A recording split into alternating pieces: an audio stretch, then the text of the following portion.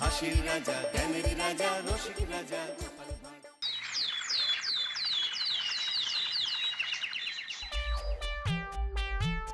কি হলো, সবাই আজ এত চুপচাপ কেন? চুপ না থেকে আর কি উপায় আছে বলুন মহারাজ? আরে কি হয়েছে সেটা বলবে তো। বললেই তো ঝগড়া। দেখছেন মহারাজ, গোপাল কেমন প্যাঁচ দিয়ে দিয়ে কথা বলছে। তাই তো দেখছি। গোপাল, খুলে বলো বলো, কি বলতে চাইছো? আসলে মহারাজ, আমরা সবাই একটা অনুরোধ অনেকদিন আগেই করেছি, কিন্তু কিন্তু কি? কিন্তু মন্ত্রী মশাইয়ের বিরোধের কথা শুনে আপনি আমাদের অনুরোধ রাখেননি। কোথায় ঘি, পান্তা ভাতে ঘি। হ্যাঁ, আমাকে জড়িয়ে দিল। আরে কি হয়েছে বলো, অত ভনিতা করো না। আমাদের বেতন বাড়াতে হবে মহারাজ। বাজারে জিনিসপত্রের যা আগুন দাম হয়েছে, তাই এই বেতনে আমাদের পোষাচ্ছে না। বুঝতে পারছি, কিন্তু সবাইকে এখন বেতন বাড়ালে মহারাজের রাজকোষে টান পড়বে, তাই না মহারাজ? হ্যাঁ, তা তো বটেই। আমার মতন একজন সৎ, নিষ্ঠাবান, উপদেষ্টাদায়ক মন্ত্রী থাকতে আমি এসব হতে দিতে পারবো না। মহারাজ, বিগত 3 বছর ধরে একই বেতনে কাজ করছি। নুন আনতে তো পান্তা ফুরিয়ে যাচ্ছে মহারাজ। বাড়িতে গিন্নিকে কোনো হাত খরচ দিতে পারি না বলে কত কথা শুনতে হয় জানেন মহারাজ। রাজসভায় ভাষণ না দিয়ে বাড়িতে গিন্নিকে শাসন করো। আমি আজকাল আমার গিন্নিকে যা শাসন করি না, আমার ওপরে ও টু শব্দটাও করতে পারে না। তাহলে কি দাঁড়ালো? তোমাদের বেতন এখন বাড়ানো হচ্ছে না।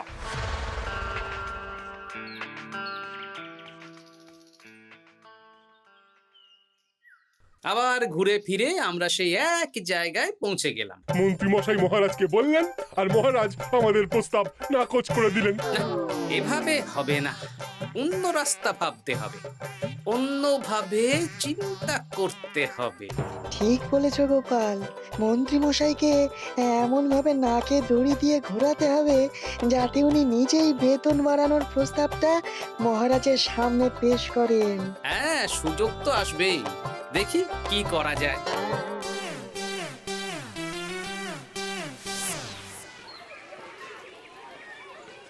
সারাদিন তোদের খেলাধুলো চলছে। আরে পড়াশোনা ভুলে গেছিস নাকি? হ্যাঁ, বেশি পড়াশোনা করে কি হবে দাদু? বুদ্ধিমান হবি, পরে ভালো চাকরি করবি, ব্যবসা করবি, আনন্দে খুশিতে দিন কাটাবি। এখন তো আমরা আনন্দেই আছি দাদু। চুপ! শোন, আমরা একটা কাজ করে দিতে পারবি? কি কাজ বলো দাদু? তোরা ফাঁকতালে মন্ত্রী মশাইয়ের উপরে নজর রাখবি। উনি ওনার গিন্নির উপর কিভাবে শাসন করেন সেটা এসে আমাকে জানাবে। আচ্ছা দাদু।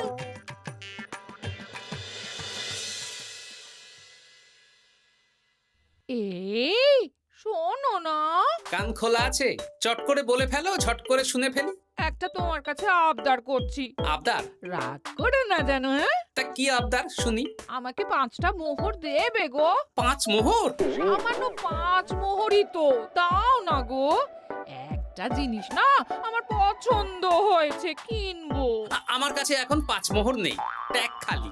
একদম বাজে কথা বলবে না তো। আমি মোহর চাইলেই তোমার ট্যাগ খালি হয়ে যায় না। এই বিরক্ত করো না তো। তুমি জানো 5 মোহর রোজগার করার জন্য আমাকে কত খাটতে হয়, কত পরিশ্রম করতে হয়। কি পরিশ্রম করো শুনি? রোদ ঝড় জল পেরিয়ে রাজসভায় চাকরি করতে যাই গিন্নি। সে তো যেতেই হবে। তাহলে তুমি বলো, আমাকে কত পরিশ্রম করতে হয়, কত মাথা খাটাতে হয়। মাথা ঘামাতে ঘামাতে আমার মাথার সব চুল যে উঠে গেল। এ উঠে যাক, তুমি আমাকে এত কথা না বলে 5টা মোহর দেবে কিনা বলো সেটা। তুমি কি এমন পরিশ্রম করো যে তোমাকে 5 মোহর দেব? বেশ, দিতে হবে না। এবার আমার পরিশ্রমের মূল্য আমি বুঝে নেব।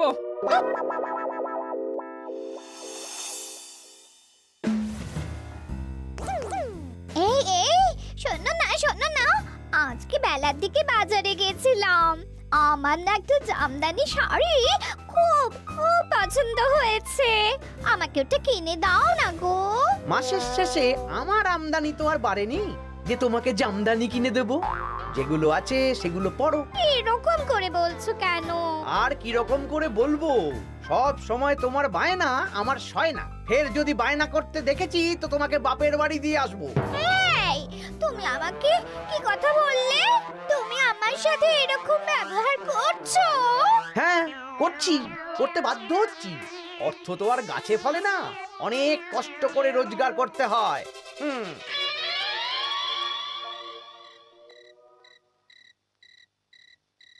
আহ কি সুন্দর গন্ধ। গন্ধেই প্রাণটা ভরে গেল গিন্নি। আজকে রাতে কষা মাংস আর রুটি, প্রাণ পেট সব ভরবে। হ্যাঁ, খাবার আগে পরিশ্রমের মূল্য দিতে হবে, না হলে আমার বানানো খাবার স্পর্শ করবে না। পরিশ্রমের মূল্য সেটা আবার কি গিন্নি? এই 2 মোহর দিতে হবে। মানে এই যে হাত পুড়িয়ে রান্না করলাম সেটার মূল্য। আগুনের সামনে বসে বসে রুটি মাংস বানাতে বুঝি কষ্ট হয় না? কিছুই তো বুঝতে পারছি না। তুমি নিজেই তো সন্ধেবেলা আমাকে কত কথা বললে। এখন আমি যা যা পরিশ্রম করব, পরিশ্রমের মূল্য তোমার কাছ থেকে কড়ায় গন্ডায় বুঝে নেব। বাপরে বাপ, তাহলে এখন এই রুটি মাংস খাওয়ার জন্য 2 মোহর দিতে হবে? হ্যাঁ, নইলে নিজে রান্না করে খাবে। উফ, কি জ্বালা। এই নাও 2 মোহর, এবার খাই। স্বচ্ছন্দে। এই না না না না, মশারির ভেতর ঢোকা যাবে না। আগে 1 মোহর দাও। আমি মশারি টাঙিয়েছি, বিছানা গুছিয়েছি, পরিশ্রমের মূল্য দাও। কি মুশকিল রে বাবা। মুশকিল কোথায়? যা ন্যায্য তাই চেয়েছি। বাড়তি কথা না বলে 1 মোহর দাও, না হলে খাটের নিচে শুয়ে পড়ো। উফ, এই নাও ধরো। খুশি? খুব খুশি, খুব।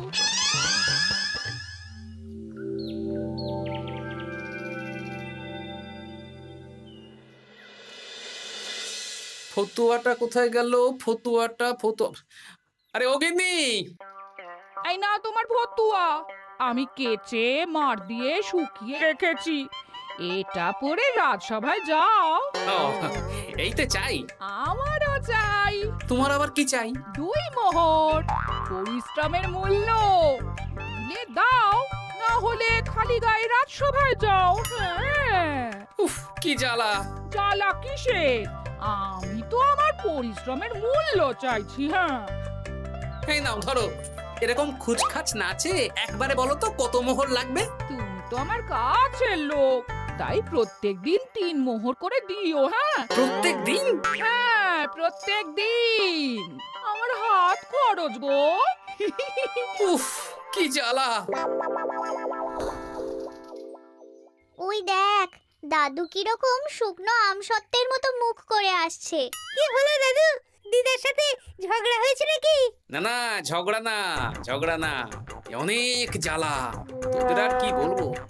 যাই হোক, ওই মন্ত্রী মশাইয়ের খোঁজ নিয়েছিলি? হ্যাঁ দাদু, গতকাল সন্ধ্যাবেলা মন্ত্রী মশাই শাসন দেখে এলাম, ভাষণ শুনে এলাম। কিরকম?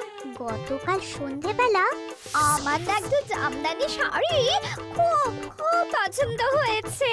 মাসের শেষে আমার আমদানি তো আর বাড়েনি যে তোমাকে জামদানি কিনে দেব। সব সময় তোমার বায়না আমার সয় না। ফের যদি বায়না করতে দেখেছি তো তোমাকে বাপের বাড়ি দিয়ে আসবো। আচ্ছা, এই ব্যাপার। এই তো, এবার আমার জ্বালা মিটবে, চিন্তা কমবে। কিসের জ্বালা? কিসের চিন্তা দাদু? সেসব জেনে কাজ নেই তোদের ভোলার দোকানের মিষ্টি খাইয়ে দেবো। হ্যাঁ, এখন রাজসভায় যাব, তারপর দুপুর বেলা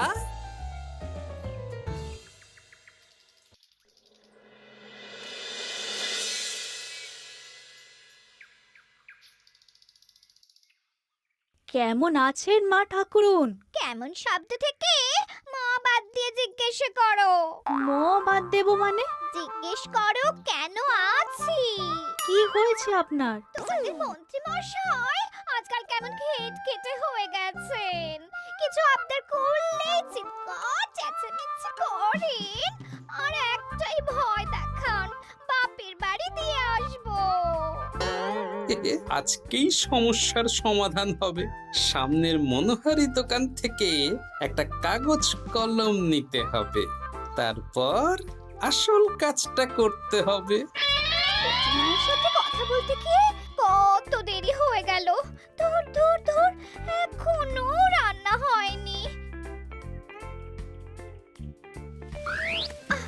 এই কে রে? আমি বৃক্ষ বাবা। কাগজটা খুলে পড়ো।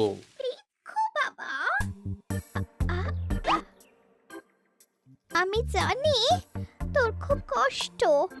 তোর স্বামী তোকে দিন রাত উঠতে বসতে শাসন করে আর হুমকি দেয় তোকে বাপের বাড়ি দিয়ে আসবে। এই কষ্টের থেকে মুক্তির একটাই উপায়, আজ থেকে তুই শুধু নিজের জন্য রান্না করবি, বাড়ির কোনো কাজ করবি না। আর তোর কর্তাকে বলবি বাড়ির কাজ করাতে হলে প্রত্যেক দিন 10 মোহর করে হাত খরচ দিতে হবে। পরিশ্রমের মূল্য 10 মোহর, এর মধ্যে 7 মোহর তুই নিজের কাছে রাখবি, আর এই সৎ উপদেশ দেওয়ার জন্য 3 মোহর রোজ সন্ধ্যাবেলা এই বট গাছের নিচে আমার প্রণামী হিসেবে রেখে যাবি। ইতি তোর শুভাকাঙ্ক্ষী বৃক্ষ বাবা। বাহ, বেশ ভালো বুদ্ধি তো। তা আপনি একবার দেখা দিন না বৃক্ষ বাবা। বাবা, বট গাছে কলা, কি অলৌকিক কাণ্ড। জয় বাবা, জয় বাবা।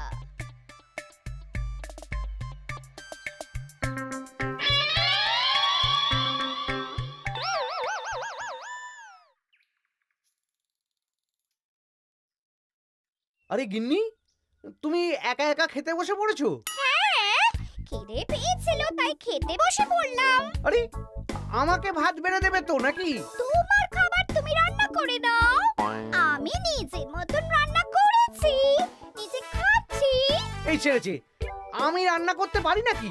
রান্না করতে পরিশ্রম লাগে, তাই আগে পরিশ্রমের মূল্য দাও। প্রত্যেক দিন 10 মোহর, তারপর রান্না করব, ঘরের কাজ করব। এই তো মহা মুশকিল। কোনো মুশকিলের ব্যাপার না। না, দেখি বাইরে ভোজনালয়ে কিছু খাবার পাওয়া যায় কিনা। দেখো এত বেলায় খাবার পাও কিনা। তাছাড়া বাইরে তেল ঝাল খাবার খেয়ে শরীর খারাপ করলে আমাকেই তো দেখতে হবে। তখন কিন্তু আমার পরিশ্রমের মূল্য 15 মোহর প্রতিদিন হয়ে যাবে। কি জ্বালা! কোনো জ্বালার ব্যাপার নেই, আমি খেয়ে উঠে চট করে রান্না করে দিচ্ছি। তুমি 10 মোহর প্রস্তুত রেখো। আচ্ছা, সন্ধেবেলা দেবো।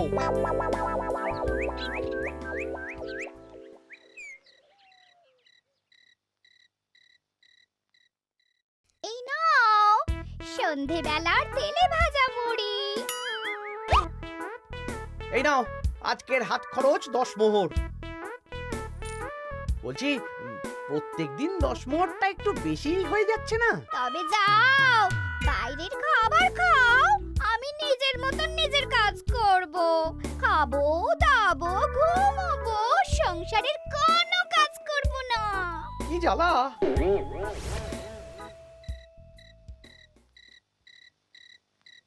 ধন্যবাদ বৃক্ষ বাবা, আপনার দেওয়া বুদ্ধিতে কাজ হয়েছে। এই যে আপনার প্রণামী 3 মোহর আমি এই বটতলায় রেখে গেলাম। জয় বৃক্ষ বাবা, জয়।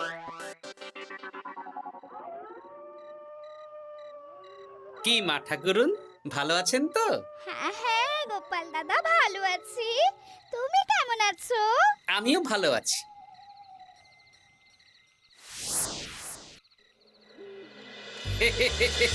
এই তো ওষুধে তার মানে কাজ হয়েছে, 3 মোহর পেয়ে গেলাম।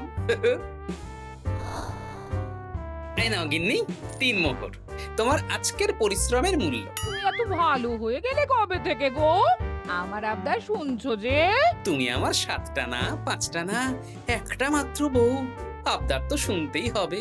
হ্যাঁ,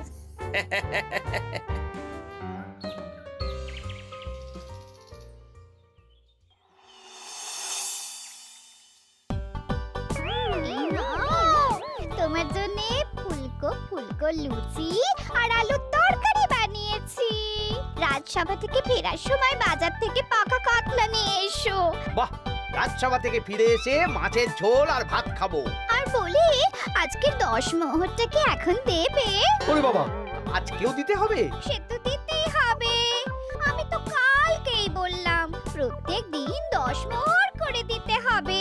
হ্যাঁ, দিচ্ছি দিচ্ছি।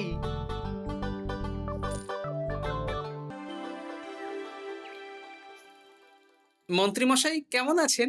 আপনার মুখটা কেমন শুকনো শুকনো লাগছে। শুকনো তো হবেই। প্রত্যেক দিন গিন্নিকে হাত খরচ বাবদ 10 মোহর করে দিচ্ছি। 500 মোহর বেতন পাই। এইভাবে চলতে থাকলে 300 মোহর তো গিন্নিকেই দিতে হবে। সে তো দিতেই হবে, মা ঠাকুরুন এত পরিশ্রম করেন।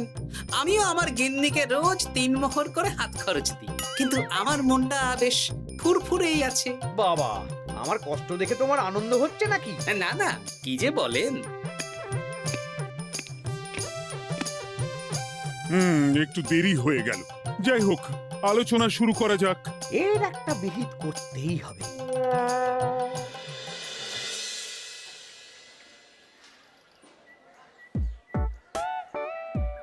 বলি, কাতলা মাছ কত করে দিচ্ছিস রে? পাকা কাতলা আছে 104 মোহর। ওরে বাবা, আপনি তো 5 মোহর দিয়েও আগের মাসে 100 মাছ কিনেছেন, এখন তো দাম কমেছে, তাও ওরে বাবা করছেন। ও না না, কিছু না। দে দে, 100 কাতলা দে। বাঁচতে গেলে খেতে তো হবেই। আমাদের হঠাৎ ডেকে পাঠালেন মন্ত্রীমশাই? হ্যাঁ, আসলে একটা বিপদের মধ্যে পড়েছি। আহা, কি বিপদ সেটা তো বলুন। আপনি আমাদের মোহর দেবেন আর আমরা আপনাকে বিপদের হাত থেকে উদ্ধার করে দেব। আরে মোহরই তো আর হাতে থাকছে না। কেন?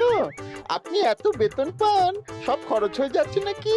ধুর, এতদিন আমি গিন্নির ওপর শাসন চালাতাম, আর এখন প্রত্যেক দিন 10 মোহর করে না দিলে রান্না করবে না, বাড়ির কাজ করবে না। আরে বাবা রে, প্রত্যেকদিন 10 মোহর মানে তো মাসে 300 মোহর। আমি 500 মোহর বেতন পাই, তার মধ্যে 300 মোহর গিন্নিকে দিয়ে দিই। আমার হাতে থাকে 200 মোহর। এই দিয়ে বাজার দোকান কিভাবে করব সেটাই তো বুঝে উঠতে পারছি না।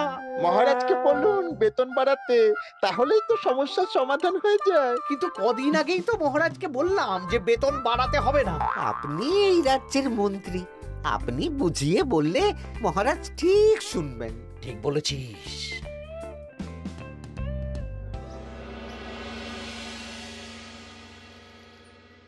বুঝলে সবাই, আজ আমি মহারাজের কাছে আমাদের সবার বেতন বাড়ানোর প্রসঙ্গ তুলবো। কেন?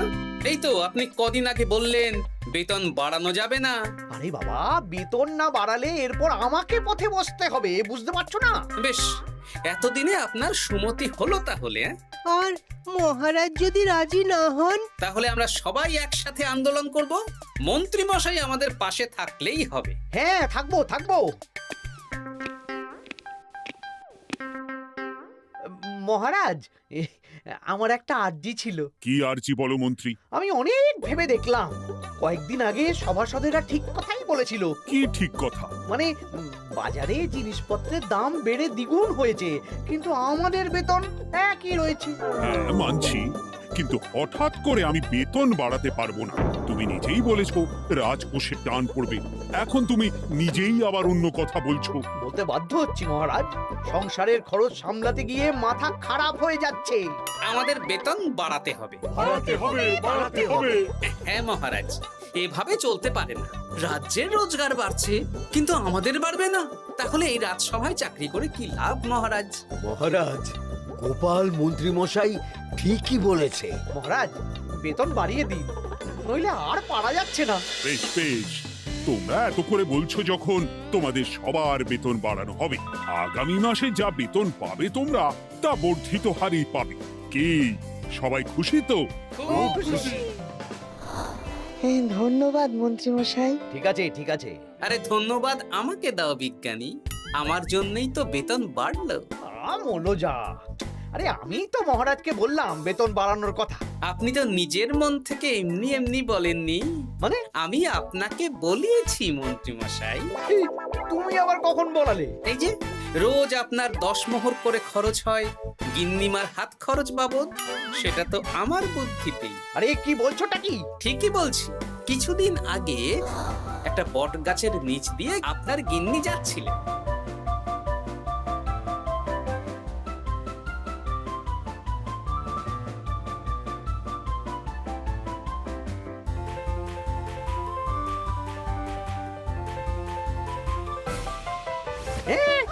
সব তোমার বুদ্ধিতে? হ্যাঁ, শুধু তাই নয়, গিন্নিমা রোজ রাতে বটতলায় 3 মোহর করে বৃক্ষ বাবার জন্য ওরফে আমার জন্য রেখে যাবে, আর আমি সেটা দিয়েই এতদিন আমার গিন্নিকে হাত খরচ দিচ্ছিলাম। হ্যাঁ নয়, হ্যাঁ, কিন্তু আর লাগবে না, এবার তো বেতন বেড়ে গেল, আর কোনো সমস্যা হবে না। গিন্নিমাকে ব্যাপারটা বুঝিয়ে বলে দেবেন, কেমন? মানে গোপাল আপনার কাছ থেকে সোজা আঙুলে ঘি বের করতে পারেনি, তাই আঙুল বাঁকা করেছে, আর আপনি অমনি ছেঁকা খেয়েছেন। হ্যাঁ? ওরে বাবারে!